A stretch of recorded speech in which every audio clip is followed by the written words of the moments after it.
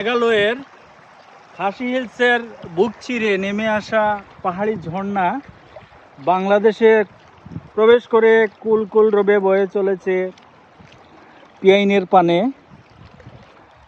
এই কুলুমছোলা প্রকৃতির এক অনিন্দ্য সৃষ্টি, অনুপম সৌন্দর্যের স্থান।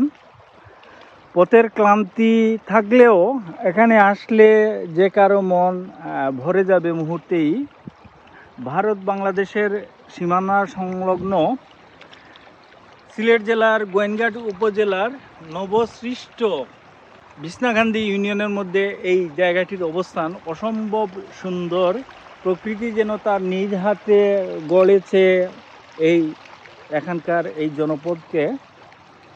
মানুষজনের বসতি কম, যোগাযোগ ব্যবস্থার অপ্রতুলতা, সব মিলিয়ে এখানকার মানুষের জীবনযাত্রা কষ্টকর হলেও প্রকৃতি তার সুলুয়ানা আদায় করে দেয় অন্যভাবে।